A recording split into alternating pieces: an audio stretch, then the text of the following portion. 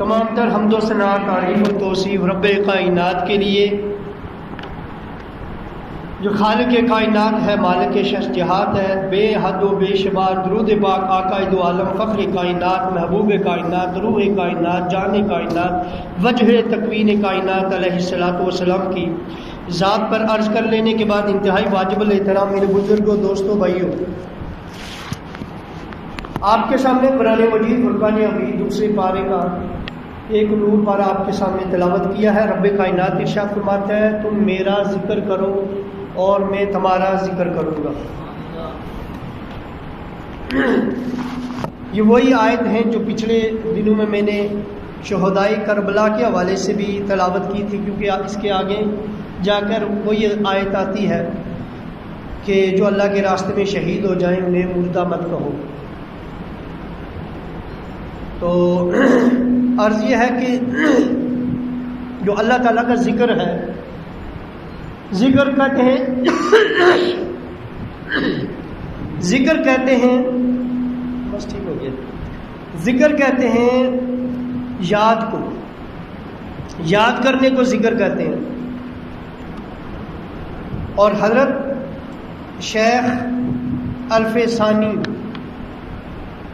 حضرت مجدد الفسانی رحمۃ اللہ تعالی علیہ، آپ نے فرمایا کہ ذکر کی حقیقت یہ ہے کہ وہ غفلت کو زائل کر لیتا ہے۔ ذکر کیا ہے؟ وہ غفلت کو زائل کر لیتا ہے، سستی کو زائل کر لیتا ہے، کاہلی کو زائل کر لیتا ہے۔ کوئی بندہ غفلت سے نکلنا چاہتا ہے، وہ کثرت سے اللہ تعالیٰ کا ذکر کرے،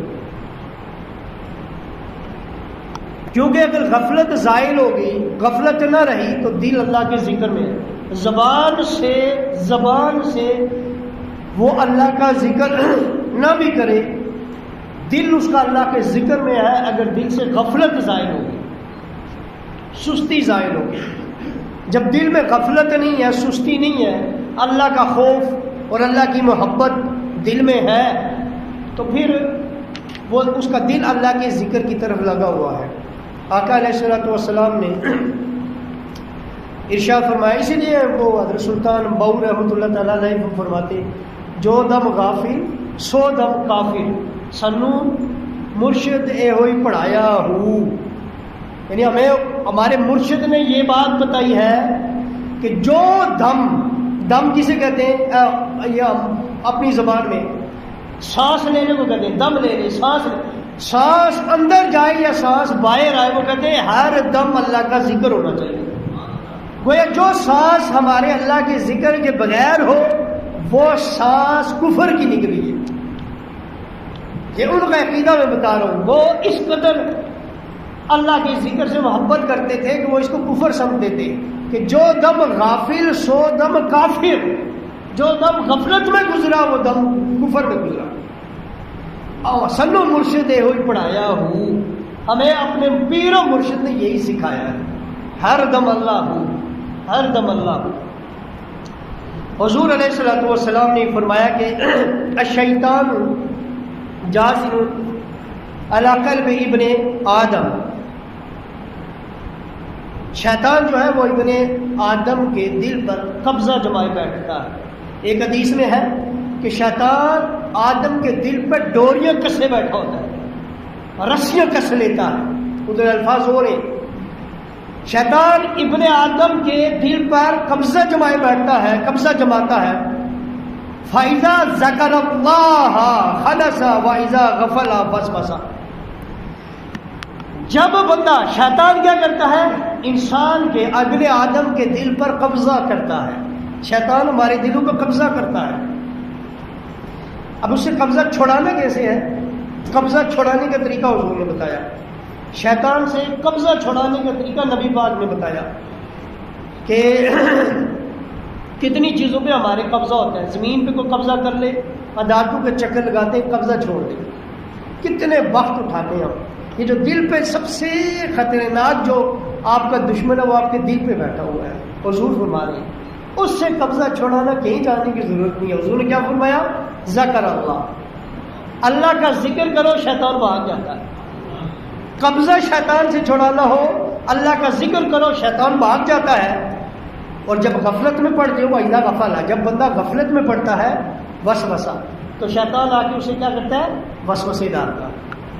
یعنی جو دم آپ نے غفلت میں گزارا اللہ کے دل میں، شیطان نے آ کر پھر آپ پر وسوسے ڈال دی، آپ کے دل میں وسوسے ڈال دیے، دنیا کی حرص و محبت ڈال دی، دنیا کی لالچ ڈال دی، اور آپ کو اللہ کے ذکر سے اس نے دور کر دیا. اب آپ یہ دیکھیں، اس پر ملا علی قاری رحمۃ اللہ تعالیٰ علیہ نے مرقات شریف کے اندر آپ نے بیان فرمائی ہے. آپ لکھتے ہیں کہ اس حدیث کے تحت آپ لکھتے ہیں کہ ہم لوگ، ہمارا اپنا قصور ہے، وہ نہیں لکھتے، یہ میں بات بتا رہا ہوں، وہ کیا لکھتے ہیں وہ میں بات کرتا ہوں. ہمارا اپنا قصور ہے، ہم ہر کام شیطان کے پلے ڈال لیتے ہیں. بس شیطان ہی، یہ کام میں نیک کرنا چاہتا ہوں، شیطان کرنے نہیں دیتا، یہ کرنا چاہتا ہوں، شیطان کرنے نہیں دیتا، شیطان کرنے نہیں دیتا. شیطان سے پہلے آپ کا ایک قصور ہے کہ آپ نے، شیطان کا قصور تو ہے لیکن آپ کا قصور یہ کہ آپ نے شیطان کو جگہ دی. کیوں؟ آپ دیکھیں آپ کیا کہتے ہیں. آپ نے مولانا ملا علی قاری مرقات شریف میں آپ لکھتے ہیں کہ کہتے ہیں کہ وجہ کیا ہے؟ کیا وسوسے کی سبب سے بندہ غفلت میں پڑتا ہے، یا غفلت کی وجہ سے وسوسے آتے ہیں؟ یعنی کیا ہمارے دل میں جو شیطان نے قبضہ جمایا ہے، یہ غفلت کی وجہ سے اس نے جمایا ہے، یہ شیطان نے جو وسوسے ڈالے ہیں ہم اس کی وجہ سے غفلت کا شکار ہوئے؟ آپ کے دل غفلت کا شکار ہوا ہے، وسوسے آئے ہیں، وسوسے کی وجہ سے دل غفلت میں پڑ گیا، یا غفلت کی وجہ سے دل میں وسوسے آئے؟ تو آپ کہتے ہیں کہ پہلے تم غفلت میں پڑے ہو، پھر شیطان نے وسوسے ڈالے ہیں. اس پر کہتے ہیں کیونکہ حضور کی حدیث کہتی ہے، حضور نے فرمایا جب بندہ غفلت میں پڑتا ہے تو شیطان آ کے وسوسے ڈالتا ہے. تم غفلت میں پڑے ہو تو شیطان آیا ہے، شیطان نے آ کر وسوسے ڈالے ہیں. اس کا مطلب ہے ہمیں ہر وقت اپنے دل سے، اپنی زبان سے، ذکر کی قسمیں، ذکر کی قسم ہے بالزبان، باللسان. ذکر کیا ہے؟ زبان سے ذکر. دوسرا دل سے ذکر. اب تصوف کے ہاں چلے جائیں تو اخفا، خفی، سر، یہ سارے ذکر کی قسمیں ہیں. تو یہ 5 ذکر کی قسمیں ہیں. جس طرح آواز خمسہ ہے، یہ بھی آواز خمسہ ہے. تو زبان سے ذکر، دل سے ذکر، یہ ہمارا مین موضوع ہے. زبان اور دل، یہ ہر وقت اللہ کے ذکر میں رہنا چاہیے. دل کا ذکر یہ ہے کہ ہم ہر وقت اللہ تعالیٰ کی ذات اور اس کی صفات کے دلائل پہ غور و فکر کریں. ہر وقت اللہ کی ذات اور اس کی صفات کے دلائل میں غور و فکر کریں، یا اللہ تعالیٰ کا ذکر ہے دل سے. اور اس کے جو احکامات ہیں، امام فخر الدین رازی لکھتے ہیں، اور اس کے جو احکامات ہیں وہ کہتے ہیں، امام فخر الدین رازی کہتے ہیں کہ زبان سے ذکر کیا ہے. یہ پہلے سن لیں. کہتے ہیں زبان سے اللہ کا ذکر یہ ہے کہ اللہ کی تسبیح بیان کرو، اس کی تحمید بیان کرو، اس کی تمجید بیان کرو. یہ زبان کا ذکر ہے. فرشتے اللہ کی تسبیح بیان کرتے ہیں. اللہ کی تسبیح بیان کرنا، اللہ کی تحمید بیان کرنا، اللہ کی تمجید بیان کرنا، یہ زبان کا ذکر ہے. امام فخر الدین رازی کہتے ہیں دل کا ذکر یہ ہے، دل کا ذکر یہ ہے اللہ تعالیٰ کی صفات، اس کی ذات کے جو دلائل ہیں ان میں غور و فکر کرو، اور ان کے جو احکامات ہیں یہ کرو اور یہ نہ کرو. ان احکامات کو بجا بھی لاؤ اور ان کے دلائل میں بھی غور و فکر کرو. اور جب بندہ دل سے ہو کر ان کے دلائل میں غور و فکر کرتا ہے، امام فخر الدین رازی کہتے ہیں اللہ تعالیٰ انہیں پھر ان کے راز بھی عطا کرتا. ان کے راز کیا ہے؟ ابھی میں آپ کو ایک بات بتاتا ہوں، آپ بھی حیران ہوں گے کہ کون سا عمل انہوں نے افضل کہہ دیا، کون سا عمل کو قرآن افضل کہتے ہیں، کون سے عمل کو حضور نے عمل افضل کہا، اور اس کی وجہ کیا ہے. تو یہ غور و فکر سے گتھیاں سلجھتی ہیں. اور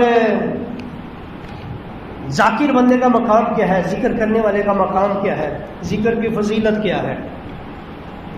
یہ ترمذی شریف کی حدیث ہے. امام ترمذی رحمۃ اللہ تعالیٰ علیہ، ابن ماجہ نے بھی حدیث لکھی ہے، اور حاکم نے اس حدیث کو صحیح بھی قرار دیا.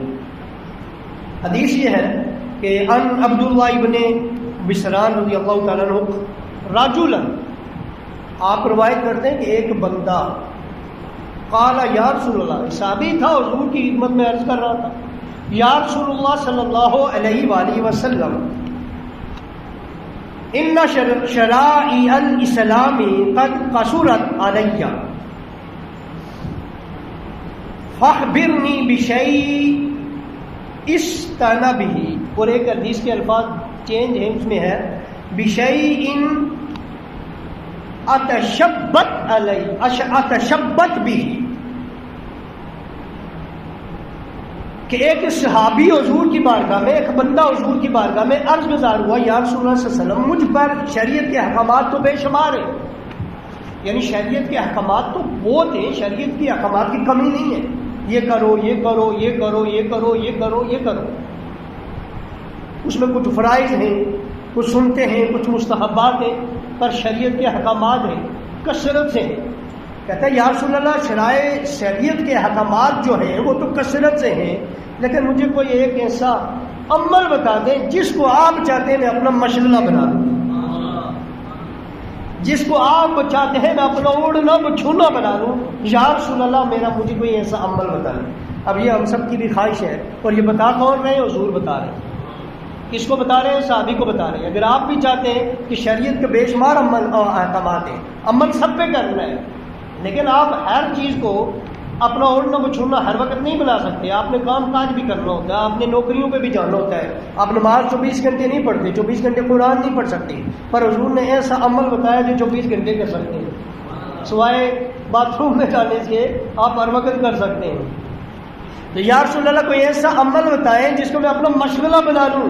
آقا علیہ الصلوۃ والسلام نے قال لا یزال لسانک رطبا من ذکر اللہ، حضور نے فرمایا پھر سن لے، اپنی زبان کو ہر وقت اللہ کے ذکر سے تر رکھا کر، ہر وقت اپنی زبان پر اللہ کا ذکر رکھا کر، اس کو اپنا مشغلہ بنا،